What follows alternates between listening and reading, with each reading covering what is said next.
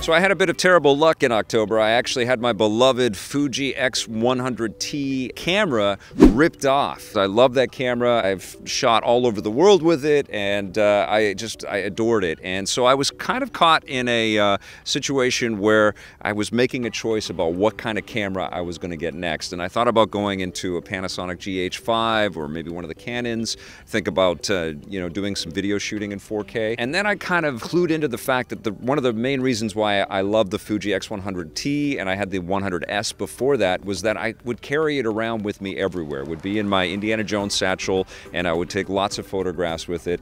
And I took lots of good photos, and I look back at my Facebook posts and some of my stuff on Instagram and some of the stuff that's in my photos library, and I'm just really happy with those shots. And I thought, you know what? It's more important for me to make the decision to buy a camera that I'm going to use as a still camera and bring around with me, and it will be everywhere, and I'll be able to capture some good shots. Well, Fuji actually upgraded the X100 line, and now we have what's called the X100F. And it's remarkably similar in a lot of ways to the S and the T. It's got the same kind of footprint. It uses different batteries, so I couldn't keep my charger, which the thief didn't steal, which of course it comes with a charger and the battery. But there's some really cool additions to this. It's got a 24 megapixel sensor on it now, and it's got a 35 millimeter kind of fixed lens look to it. And obviously the retro styling is a big part of the attraction of the camera. It just looks beautiful, and people always ask me if I'm shooting on an old film camera, and that's kind of why this thing piqued my interest in the first place. Like, aesthetically, it just looks great, and honestly, there is a bit of a heartstring kind of pull when you're thinking about a camera that you're going to use or that will work for you. It's not always just about the photos that you can take, because honestly, imaging technology these days is incredible. There's just great cameras at every price and every size and every scale, and they can do so much. You kind of have to look within your heart and say, well, what am I going to bring with me, and what camera am I going to use? Because a lot of people just take great, fantastic photos on their cell phones, and those cameras are getting better, and the processing and the artificial intelligence behind those cameras make it very competitive when you're thinking about carrying an extra device around with you. I factored in all of those things, and I thought about picking up a camera with replaceable lenses, and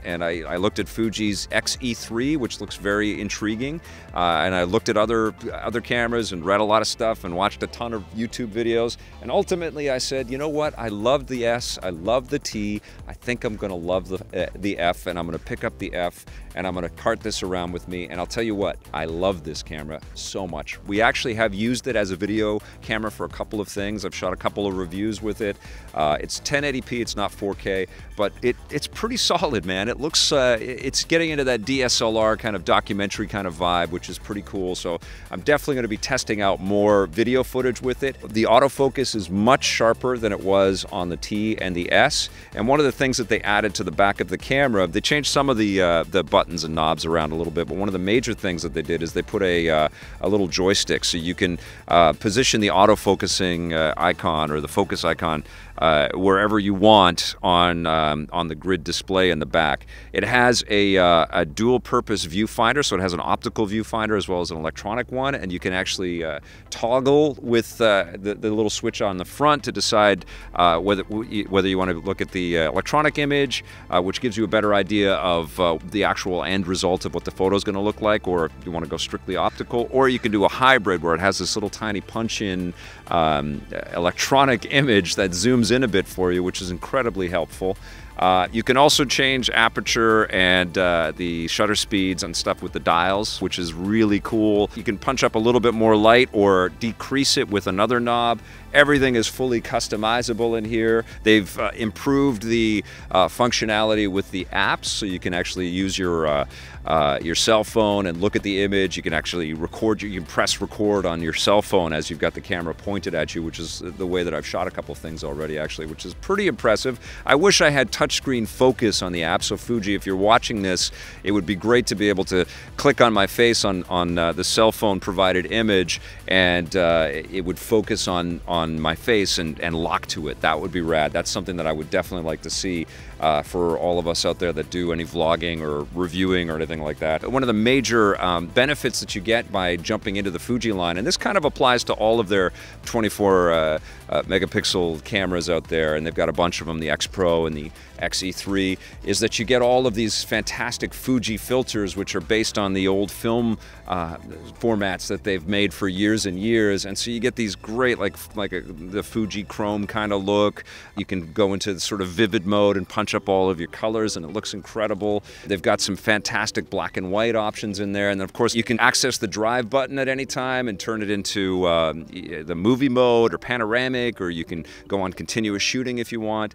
And like I say, the autofocus is much better. You can sort of set the parameters for the entire sensor, or you can narrow in on specific areas and then use the joystick to kind of move exactly where you want the autofocus to kind of pin. I mean, maybe some things that I would add to this thing is a flip out screen so that you could have the screen in front of you and you could be able to take a look at it. Some kind of better stabilization in the camera would be great, so you could actually do some moving with the camera if you're shooting any video content. It would help with some of the pictures that you take at night and stuff. But honestly, the low light is pretty damn solid, especially if you've got it on a good tripod. And the other big request I would have for Fuji, if they continue to make cameras in the X100 lineup, is to weather seal this thing.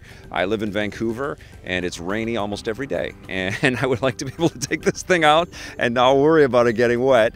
I've been blown away by the images that I've already been able to snap with this thing. I've taken better photos already, and I'm just sort of getting reacquainted with the X100F, or acquainted with it. It's a little bit different, but it's a lot the same.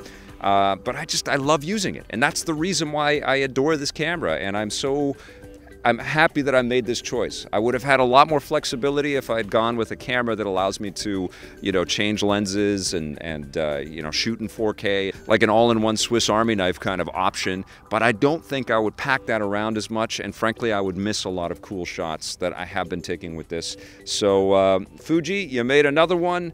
You're in my heart. I love the X100 series. This is my favorite so far. I'm gonna give the X100F a 9 out of 10. Hey, thanks for checking out that video on our EPN channel. It's just one small part of the things that we make around here. So if you liked it, don't forget to check out some of our other vids and hit that subscribe button.